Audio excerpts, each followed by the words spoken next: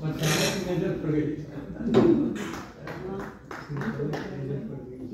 दुर्दिन की धूप तुम्हारी छांव प्रकाशित कर देता हूँ, आंसू में स्याही मिलवाकर घाव प्रकाशित कर देता हूँ। तुमने जब भी सौंप दिया है जीवन का अनुराग मुझे, तेरे रोते मुस्काते हर भाव प्रकाशित कर देता हूँ। ये पंक्तियां हैं पंडित सतीश द्विवेदी कुंठी जी की। मैं बड़े आदर और सम्मान के साथ चाहूंगा वो मंच पर आए और अपने विचार व्यक्त करें लेखक के प्रति और हम सबको प्रति। परम आदरणीय पंडित सतीश द्विवेदी कुंठी।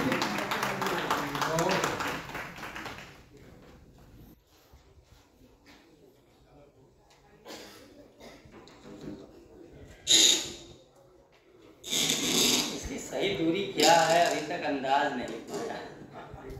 माँ सरस्वती को प्रणाम करता हूँ और आप उपस्थित उनके सभी सुपुत्रों को भी मेरी अभिवंदना है।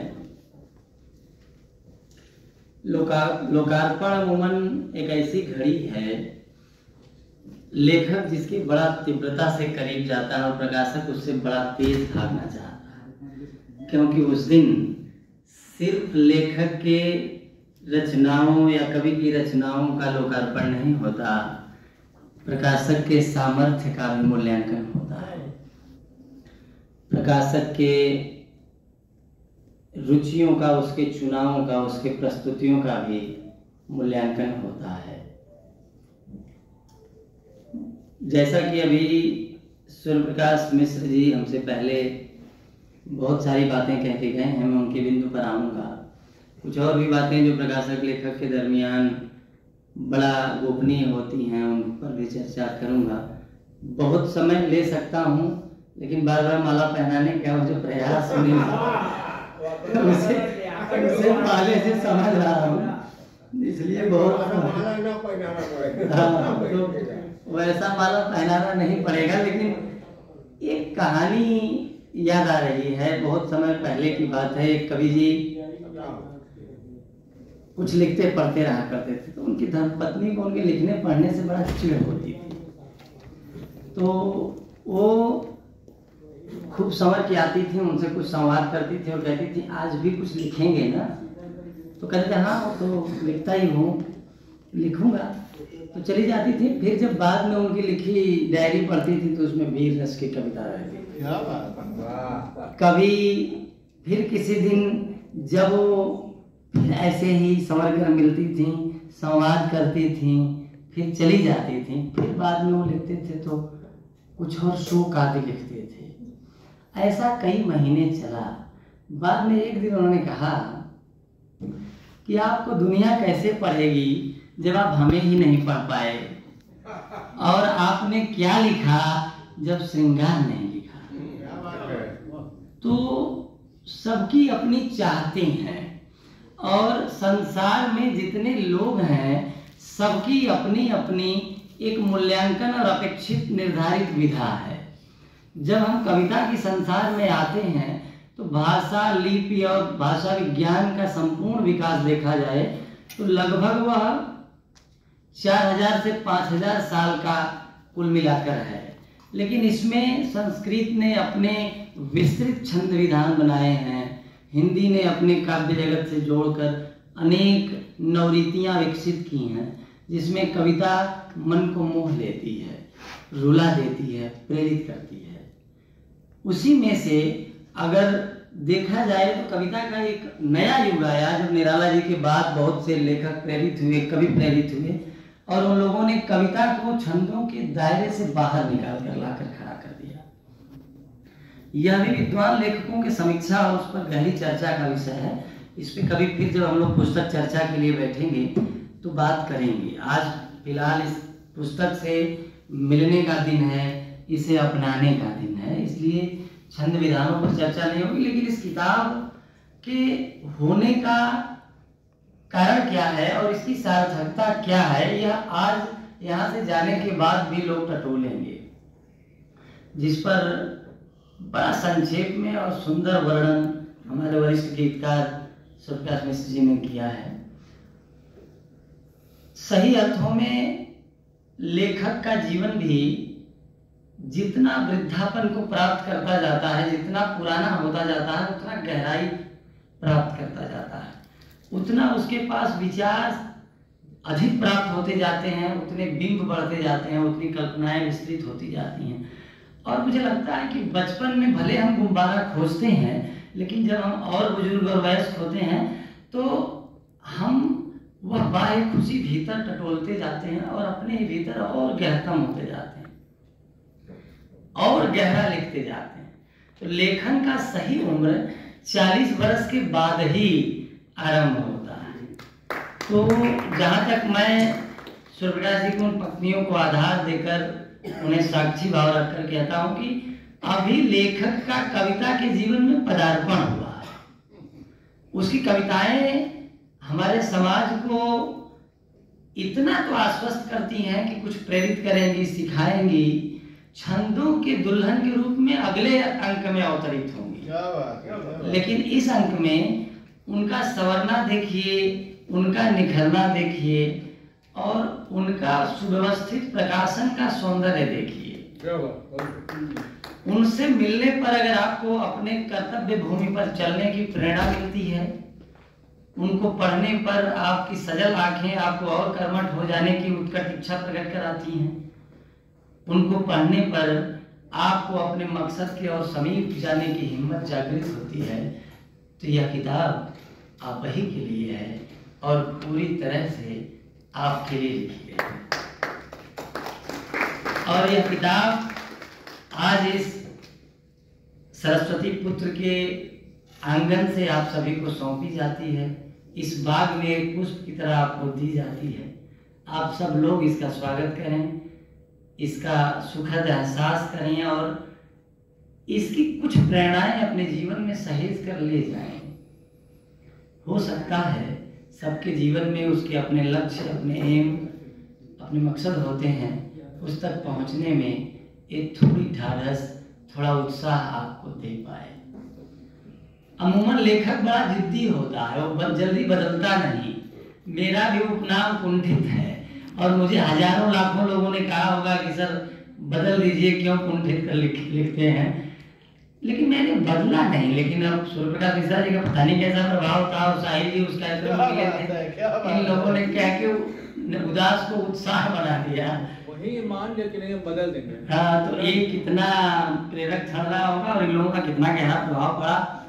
मैं आशा करता हूं कि आपका यह उत्साह कायम रहे और यह उत्साहजनक नाम अनेक कविजनों को इस कविता के आलोक में लेकर आए और अनेक लोगों के जीवन को आनंद से और कविता की नवीन पुष्पित प्रेरणा से भरे भी।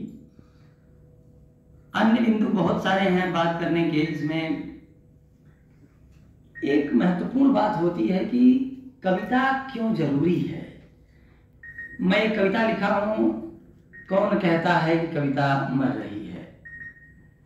अभी आज उसको सुनाने का सुखद क्षण था, लेकिन थोड़ी लंबी है इसलिए उसकी चर्चा करके आगे बढ़ूंगा कि कविता क्यों जरूरी है। जरा सोचिए कि कविता का क मात्र मिल जाता है तो मल कमल हो जाता है।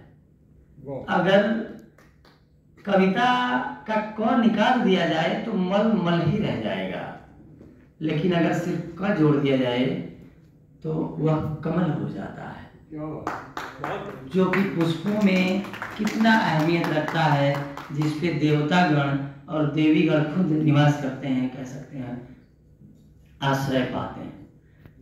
कविता जीवन के जिस भाग में ढाल दी जाए, संजो दी जाए, उसका सौंदर्य बढ़ा देती है, उसे और महत्वपूर्ण बना देती है, उसे सृष्टि के लिए सार्थक बना देती है।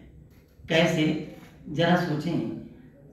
इसी घड़ी कहीं कोई कसाई किसी की काया उधेड़ रहा होगा, कहीं कोई सरिता किसी खारे सागर में मिलकर उसे भी संपृक्त कर रही होगी, और कहीं कोई माली किसी सुमन को सींच रहा होगा। अगर कार्यों के मूल्यांकन को ठीक से देखा जाए तो आप पाएंगे कि वह कार्य जो किसी के जीवन में खुशबू ढाल दे, भर दे, वह कार्य निश्चित तौर पर पुनीत होता है। और एकमात्र वही कार्य है जो सृष्टि में श्रेष्ठ कार्य कहा जा सकता है। तुलसीदास जी ने भी अपने लेख में एक जगह लिखा हुआ है कि कविता सफल वही हो सकती है जो लोक मंगल के लिए गंगा की तरह समर्पित हो। इनकी प्रेरणादायी कविताएं आप ठीक से महसूस करके जाएंगे भी लोक मंगल को समर्पित है। कैसे? देश भर की, विश्व भर की जो विभूतियां हैं, जिन्होंने समाज में योगदान दिया, जिन्होंने कुछ सीमा तक तपस्या की और समाज के लिए कुछ अच्छा किया, इन्होंने इशारों इशारों में, लेखक सदैव कहता है कि मैंने अपने कमजोर शब्दों में बात की है, तो इन्होंने अपने सामर्थ्य के संचित शब्दों में, उन्हीं शब्दावलियां में अपने मन के भावों को प्रकट किया है। और वह भाव चाहे जिस प्रकार से आपके समक्ष उतरे हों, आपके जीवन को सुगंधित ही करने की चेष्टा से आए हैं और किसी के जीवन में सुखद बदलाव लाने की कामना भी एक आनंद भरी कविता है। कविता की कुछ पंक्तियां, आज गाड़ी में आ रहा था, कुछ उतार चढ़ाव देखा तो जो एक मुक्तक के माध्यम से साहिल जी हैं, बड़े गजलकार हैं, अभी आपको भी सुनने का अवसर मिलेगा, त्रिपाठी जी हैं, सिद्धनाथ जी हैं। एक कविता खास तेरे नाम पर, आज गहरी प्यास तेरे नाम पर। एक कविता खास तेरे नाम पर, एक गहरी प्यास तेरे नाम पर, प्यार के सब फूल तुमको दे दिए, आज से मधुमास तेरे, आज से मधुमास तेरे नाम पर। किसी भावना को थोड़ा थोड़ा कर लिखते लिखते, किसी छोटी सी नन्ही सी प्रेरणा को, सुखद दुखद एहसासों को कविता बनाते बनाते वर्षों गुजरते हैं। उन वर्षों को कई बरस सजोने के बाद तब किसी किताब की प्रतिकृति बनती है। फिर हम जैसे किसी व्यक्ति से मिलने के बाद फिर महीनों वर्षों साधना करने और संशोधन के जटिल पड़ावों से आगे बढ़ने के बाद तब एक कविता का और एक समर्थ कविता की सफल किताब का जन्म होता है। वह पुस्तक सिर्फ लेखक की थाती नहीं होती, वह पुस्तक संपूर्ण समाज की थाती होती है। आज हम सभी लोग जिन सुख की, दुख की अनुभूतियों को, उनके प्रतीकों को, उनके भावनाओं को, या कह सकते हैं जितनी शब्द अर्थ संज्ञाओं को हम लोग जानते हैं, उससे परिचित हैं, अपरिचित होते अगर हम लोगों के मध्य कुछ लेखकों की कुछ पुस्तकें न होती। तो पुस्तकों का हम लोगों के जीवन में बहुत बड़ा योगदान है और कविता का तो योगदान इतना ज़्यादा है कि जहाँ कहीं भी कुछ भी दिखाई देता है, आप जानिए कि उसके रचने वाले की वह कविता ही है। एक चित्रकार चाहे उसे कोई काठ दीजिए, काठ पर कोई मूर्ति बना डाले, कागज दीजिए, उस पर रेखा चित्र उठा डाले, मूर्तिकार, चित्रकार, शिल्पकार या कवि भी कुल मिलाकर अपने अंतर की कविता का ही अभिव्यक्ति करते हैं। हम सभी लोग आज इनके जीवन की गहरी अनुभूतियों के अभिव्यक्ति से दो चार हो रहे हैं। ये क्षण इनके उस मधुरिम क्षणों के जो इन्होंने अतीत में जिया है, आज हमको, हम सभी लोगों को उपहार स्वरूप दे रहे हैं। हृदय के, कह सकते हैं, मैं उसे शब्द नहीं दे पा रहा, शायद असमर्थ हूँ, आनंद की और सुखद एहसास के साथ मन की थाली में सहेजने का दिन है। आज इस प्रांगण में हम सभी लोग सीमित संख्या में उपस्थित होकर भी इनके उन फूलों को धारण कर रहे हैं।